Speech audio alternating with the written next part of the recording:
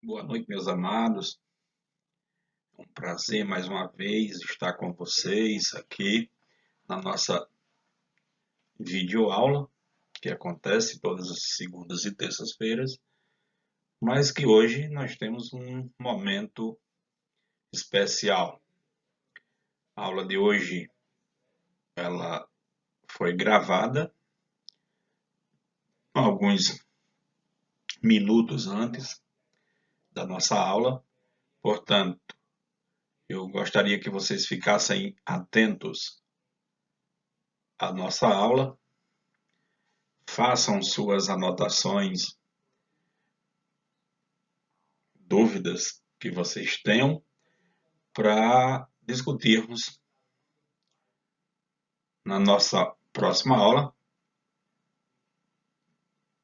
E se Deus quiser, ela vai ser uma aula ao vivo. Mas hoje é apenas um comentário das questões que nós fizemos na última semana. Ficou como uma atividade antes da Semana Santa. Semana Santa feriado, totalmente feriado, a gente não se encontrou em nenhum momento. E hoje um comentário a respeito das questões que foi proposta para vocês, para que a gente tenha uma noção básica de conjunto e possa continuar no nosso estudo de conjuntos e operações conjuntas. Como foram 5 questões que foram propostas para os alunos do primeiro ano e do quinto ciclo, que nós vamos debater de forma breve e sucinta, porém que fique clara para que vocês consigam entender. Vocês fizeram, que anotaram nos cadernos, verificar que vocês fizeram de certo, que fizeram de errado para corrigir, e qualquer dúvida, vocês anotem e traz para a gente conversar na nossa aula de terça-feira, ok? Vamos lá, vamos à nossa primeira questão. A nossa primeira questão, ela nos oferece dois conjuntos e pede para a gente falar sobre a relação de pertinência, a relação elemento-conjunto. Então, nós dizemos que um elemento pertence ao conjunto se ele está dentro do conjunto, ou se ele não pertence, se ele não está dentro do conjunto. Que no nosso caso, né, ele está nos oferecendo, sejam os conjuntos A com os elementos 0, 3 e 7, e o conjunto B com os elementos 0, 3 e 5, e utilizando os símbolos pertence e não pertence, relacionar. Primeira situação, 3 e A. 3 é um elemento de A, a gente pode perceber que 3 está aqui dentro do conjunto A, então a relação elemento-conjunto, 3 pertence ao conjunto A. O símbolozinho que a gente está acostumado, a gente já conhece, que é o símbolo de pertence, o Ezinho escrito de uma forma diferente. Letra B, 1 pertence ao conjunto B? Se a gente observar, o elemento 1 ele não está dentro do conjunto B. Portanto, se ele não está dentro do conjunto B, ele não pertence ao conjunto B. Letra C, 3 é um elemento de B? Ora, é visível que o elemento 3, o número 3, está dentro do conjunto B. Portanto, 3 pertence ao conjunto B. Letra D, 5 e A. 5 está dentro do conjunto A? 5 pertence ao conjunto A?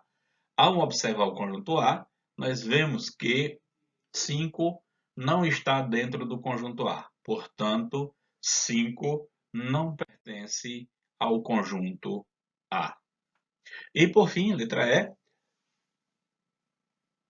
2 e B. 2 está dentro do conjunto B, o elemento 2 pertence ao conjunto B. Observando o conjunto B, nós podemos observar que não tem o elemento 2 dentro do conjunto B e, portanto, a gente diz que 2 não pertence a B. O elemento 2 não pertence ao conjunto B. Então, a relação de pertinência, a relação elemento-conjunto, nós temos duas diferenças. Nós podemos relacionar conjunto com conjunto, ou nós podemos relacionar elemento com conjunto. Essa questão número 1, nós vamos fazer na relação elemento-conjunto. Se o elemento está dentro do conjunto, ele pertence ao conjunto. Se o elemento não está dentro do conjunto, ele não pertence ao conjunto. Então, usando os símbolos pertence e não pertence, nós chegamos aí à conclusão da primeira questão, é quem pertence ao conjunto A, quem pertence ao conjunto B, quem não pertence ao conjunto A e quem não pertence ao conjunto B.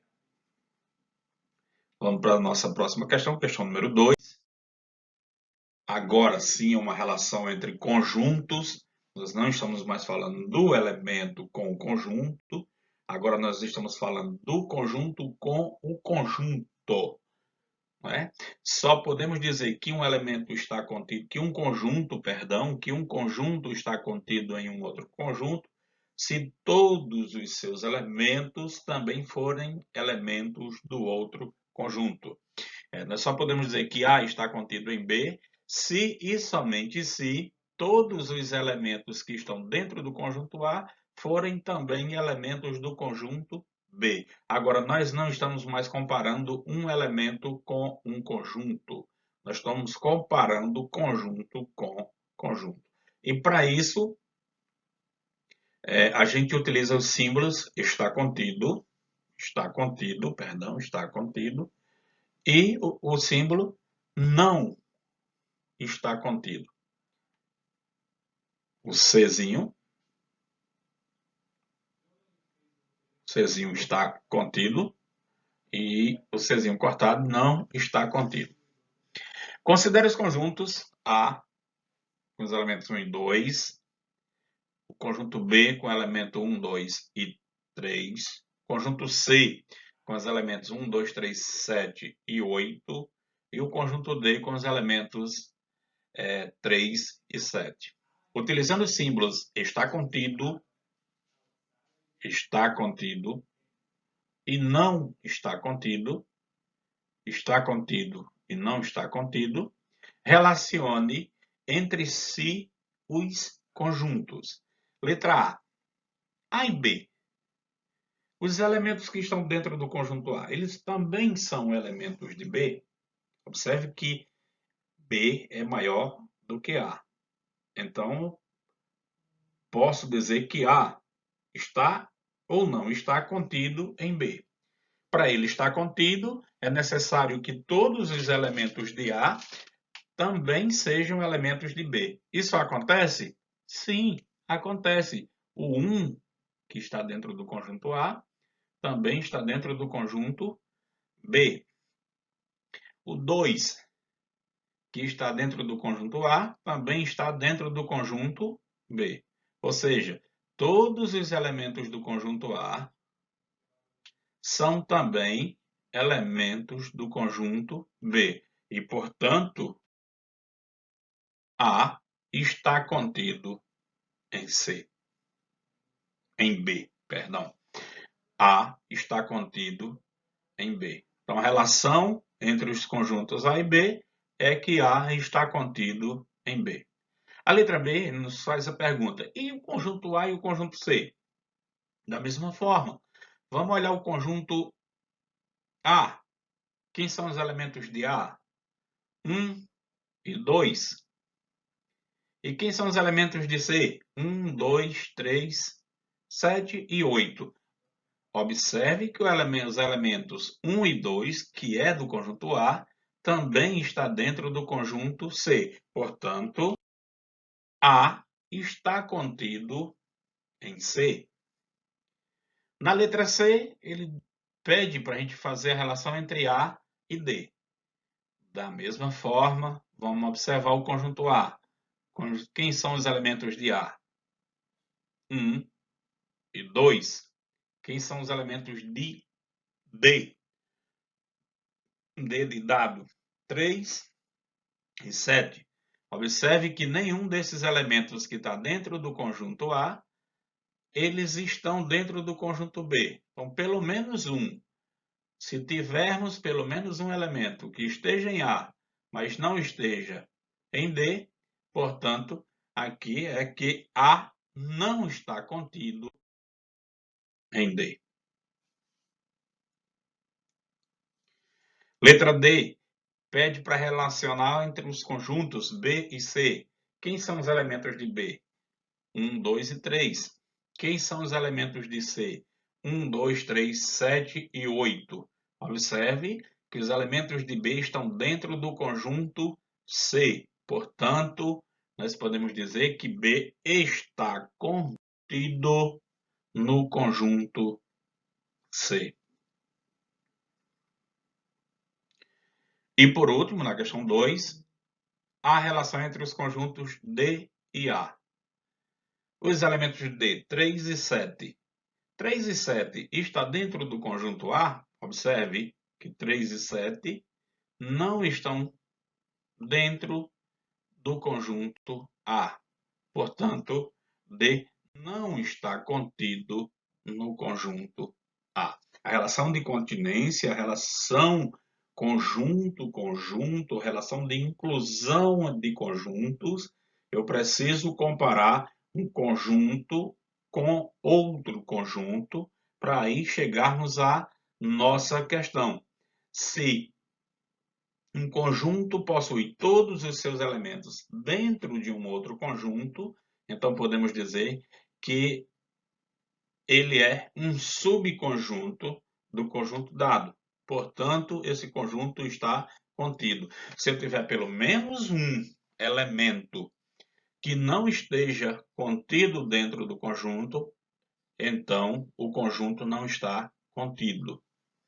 Que essa foi a relação que a gente obteve na letra C, que A não está dentro do conjunto D, e nem que D está dentro do conjunto A. Ele possui pelo menos um elemento distinto do conjunto A. Possui pelo menos um elemento distinto do conjunto D. Nem A está contido em D, nem D está contido em A. Então, se eu estou comparando D para A, se D está dentro de A ou não. B e C, se B está dentro de C ou não. A e D, se A está dentro de D ou não. A e C, se A está dentro de C ou não. A e B, se A está dentro de B ou não.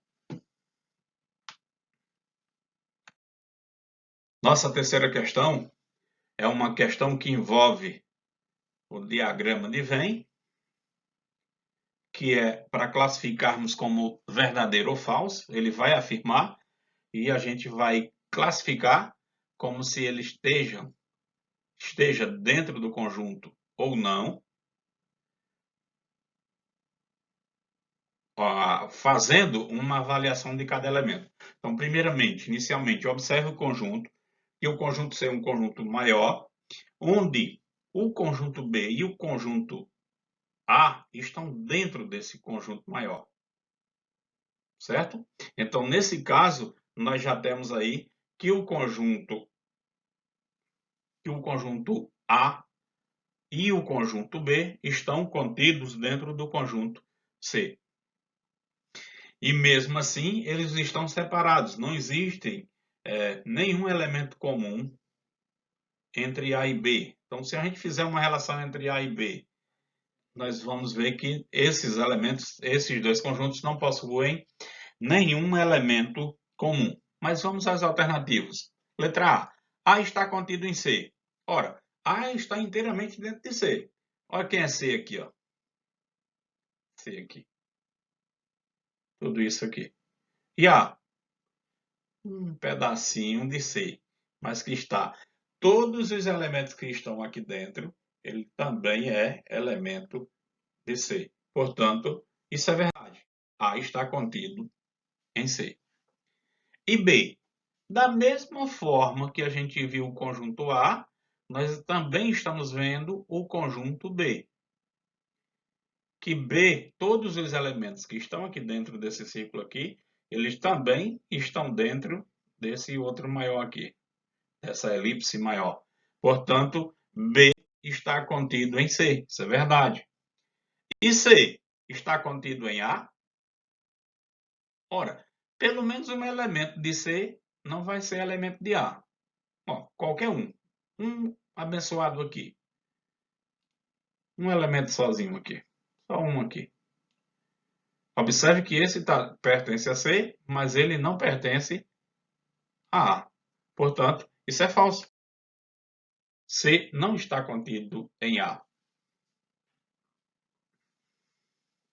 Letra D. A está contido em B. Ora, se a gente está separado, aqui, ó, separadinho, aqui os elementos do conjunto A, e está aqui os elementos do conjunto B. Eles não possuem um só elemento sequer em comum. Imagine todos. Porque para estar contido é necessário que todos estejam. Portanto, a relação A está contido em B é uma relação falsa. E A não está contido em B. Ora, isso é verdade. Por que isso é verdade? Porque nós temos pelo menos um elemento que pertence ao conjunto A, que não pertence ao conjunto B, já que eles são disjuntos, eles estão separados, ó. Não possuem nenhum elemento comum. Portanto, essa afirmação é verdadeira. A não está contido em B. Lembre-se, para termos a relação de inclusão de conjuntos, é necessário que todos os elementos de um conjunto sejam elementos do outro, para afirmar que ele está contido, para afirmar a relação de inclusão. Então, um conjunto só está contido em um outro conjunto se e somente se todos os elementos desse conjunto também forem elementos do outro conjunto. Questão número 3. Verdade, verdade, falso, falso, verdade. Agora, aqui nós estamos falando das operações. As operações com conjuntos que nós temos, trabalhamos 3 operações. Tínhamos trabalhado anteriormente a união, a interseção, a diferença e conjuntos complementares. Nessa questão aqui, ele está chamando a atenção para 2 operações, a união e a interseção. A união de 2 conjuntos é reunir todos esses elementos desses 2 conjuntos sem a necessidade de repetir números. Por exemplo, se eu tenho um elemento 1 que pertence ao conjunto A e um elemento 1 que pertence ao conjunto B, por hipótese, não é da questão, tá? Eu preciso colocar ele 2 vezes? Não, eu só preciso de colocar ele uma única vez. Não há necessidade de repetir elementos. Quando eu olhar para o conjunto A, união de B, eu vou ver que todos os elementos de A estão lá dentro, vou ver que todos os elementos de B estão lá dentro, sem ter uma repetição para aqueles elementos que aparecem comumente, que está nos 2 conjuntos ao mesmo tempo. Voltando para a questão, nós temos aqui o conjunto A, que é formado pelos elementos 1, 2 e 3. E temos o conjunto B, que é formado pelos elementos 0, 2, 3 e 5. Temos um conjunto C, formado pelos elementos 0, 2, 4, 6 e 8. E um conjunto D, formado pelos elementos 5, 7 e 9. E aí ele pede para a gente determinar. Letra A união de B. O que é que eu vou fazer? Eu vou unir os elementos do conjunto A com os elementos do conjunto B. Então, quem são os elementos de A? Se a gente der observar esses elementos, nós vamos ver que o conjunto A está formado pelos elementos 1, 2, 3 e o 0. 0, 1, 2 e 3. E o conjunto B é formado pelos elementos 0, 2, 3 e 5. Aí a gente observa que a união de B, vou pegar os elementos 0, que é o elemento de A, 1, que é o elemento de A, 2, que é o elemento de A, e 3, que é o elemento de A. Só que nesse caso, dois elementos de B já estão aqui dentro. Por exemplo, o 0.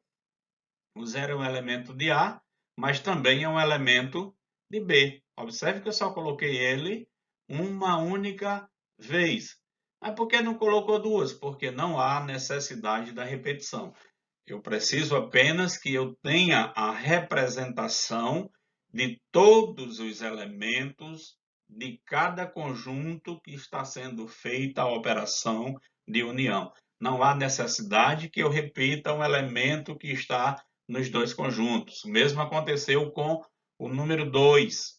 O 2 está no conjunto A e o 2 também está no conjunto B. Da mesma forma, o 3 está no conjunto A e o 3 está no conjunto B. Além disso, nós temos o 5 que pertence ao conjunto A, perdão, que pertence ao conjunto B, mas não está no conjunto A. Mas ele faz parte da união? Sim, porque eu vou pegar todos os elementos do conjunto A e todos os elementos do conjunto B e juntar esses elementos em um só conjunto, que é o conjunto que representa a união de A com B. Feito isso, A união B igual a 0, 1, 2, 3 e 5.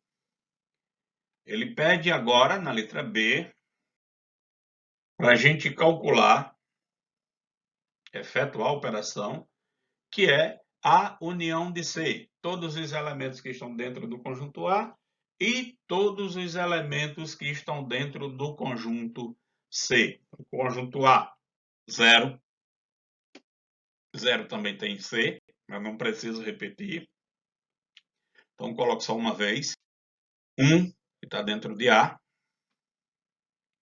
2, que está dentro de A e também está em C, mas eu não preciso repetir, então só coloco uma vez. 2. 3, que é elemento de A. 4, que é elemento de C. 6, que é elemento de C. E 8, que é elemento de C. Observe que todos os elementos de A e todos os elementos de C estão dentro da união de A com C. A união de D, a união B.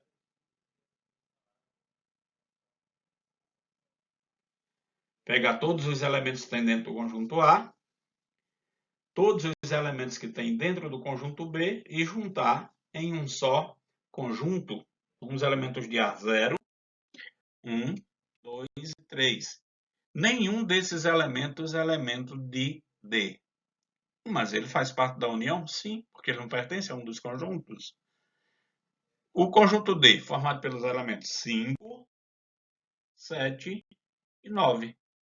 A junção dos dois conjuntos forma o conjunto de A união de B. O conjunto A e o conjunto D são dois conjuntos disjuntos. Disjuntos. O que é que significa? Que eles não possuem nenhum elemento em comum. Então, a união, todos os elementos de A, todos os elementos de D. A união D. Para a letra D, ele está falando de interseção. Interseção de conjuntos. A interseção de conjuntos ela é dada quando eu possuo elementos comuns. Contrário da união, ao contrário da união, a interseção é necessário que todos os elementos que estejam dentro do conjunto, os elementos que estejam dentro do conjunto A, eles precisam estar também dentro do conjunto B para fazer parte da interseção. Lembre que os elementos comuns a gente não repetia. Aqui, ele só vai pertencer à interseção se e somente se ele for elementos comuns. Por exemplo, A e B, que é o que a questão está pedindo na letra D. Quem são os elementos que estão dentro do conjunto A, que também está dentro do conjunto B? Se a gente olhar direitinho, certinho, nós vamos ver que o elemento 0, que está dentro do conjunto, o elemento 0 que está dentro do conjunto B, ele também está dentro do conjunto A, então ele pertence à interseção. Nós temos mais algum que esteja dentro do conjunto A e também esteja dentro do conjunto B? Vamos pensar um pouco. Analisando o conjunto A e o conjunto B, nós temos mais dois elementos que pertencem aos dois conjuntos. O 2, que pertence a A e também pertence a B.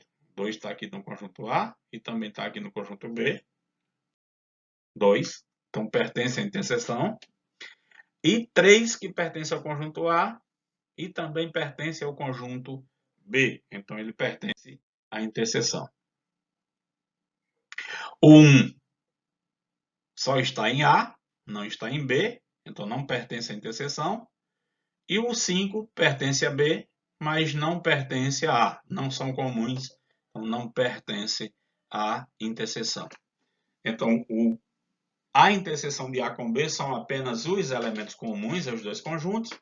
Então, o elemento 0, o elemento 2 e o elemento 3.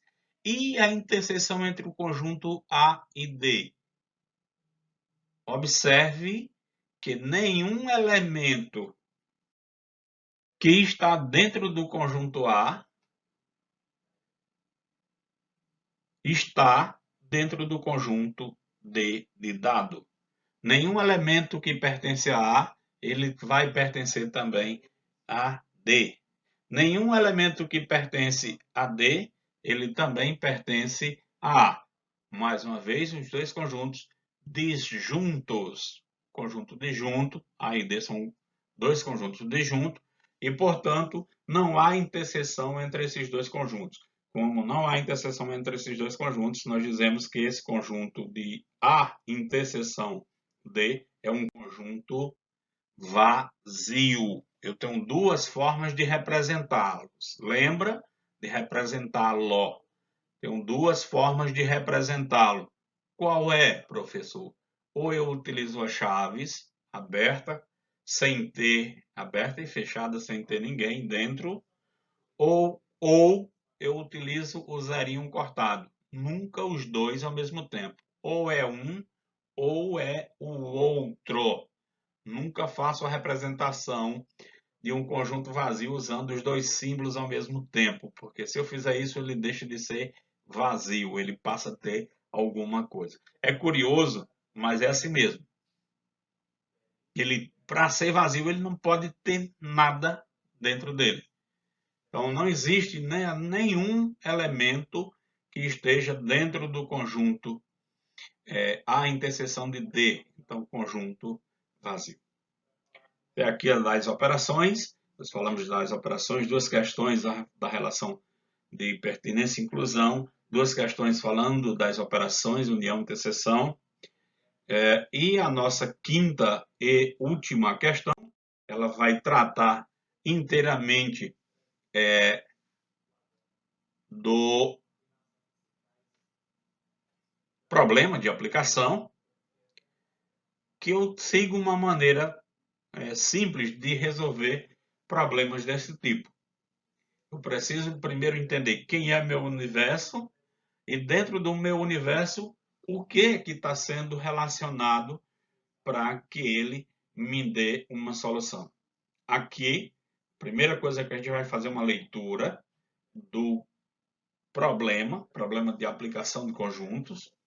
Ele diz o seguinte: numa pesquisa feita sobre a preferência em relação a 2 jornais, foram consultadas 470 pessoas.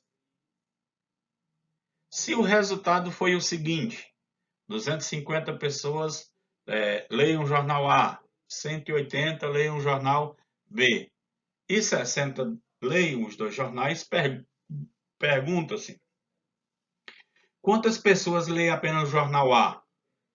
Quantas pessoas leem apenas o jornal B? Quantas pessoas leem jornais? Quantas pessoas não leem jornais? Então, a princípio, eu preciso olhar para o meu universo, que são as 450 pessoas, 70, perdão, as 470 pessoas. Então, o que é que eu vou fazer? Inicialmente, eu vou criar uma representação para o meu universo. Deixa eu ocultar a imagem aqui. Para o meu universo, chamado de U. E dentro dele eu vou fazer a representação. Pessoas que leem o jornal A, diagrama, chamado de A.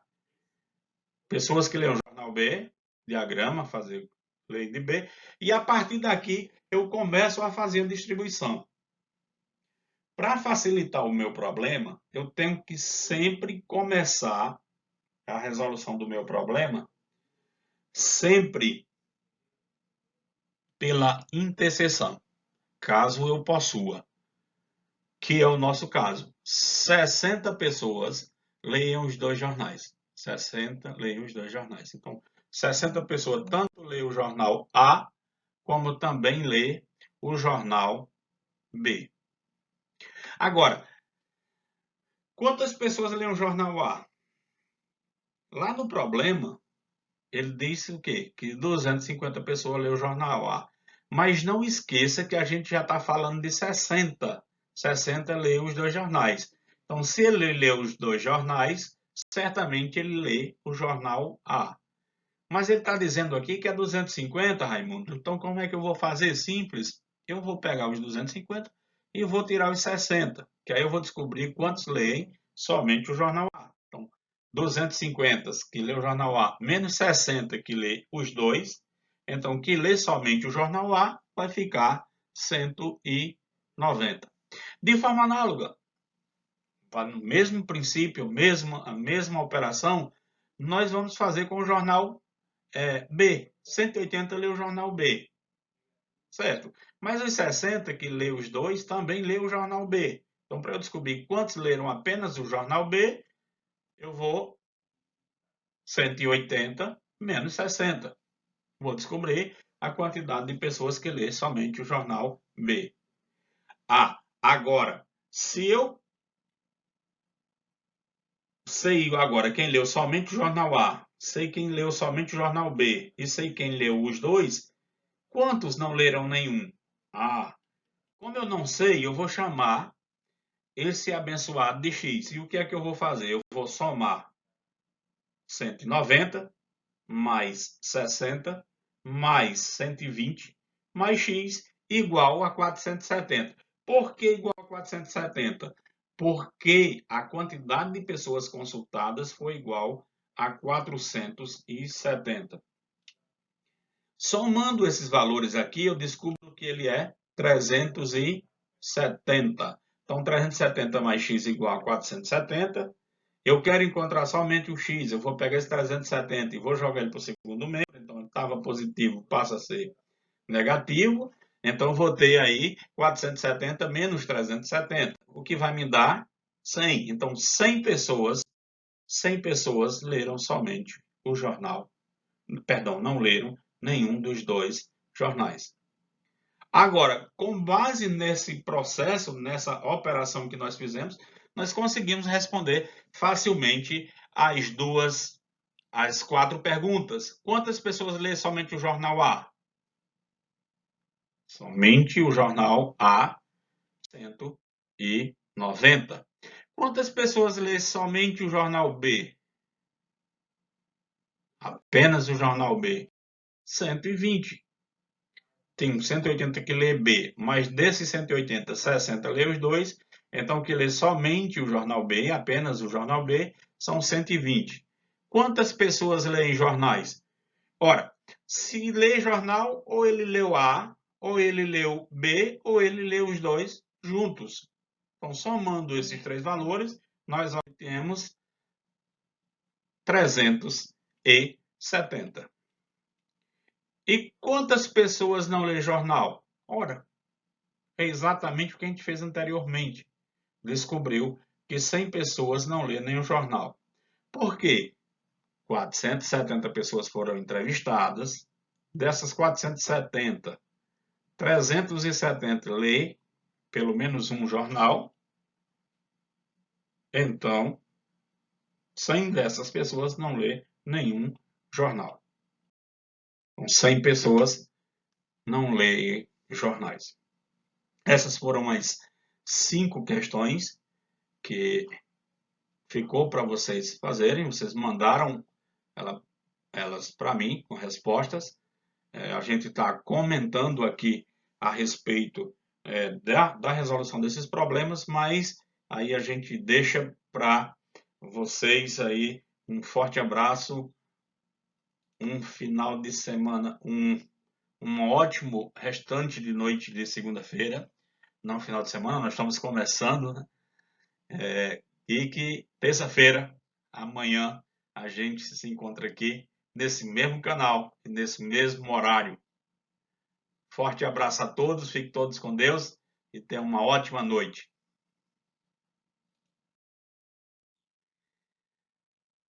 Galileu, em suas infinitas contribuições, ele deixou uma frase que ela traduz bem o que é matemática.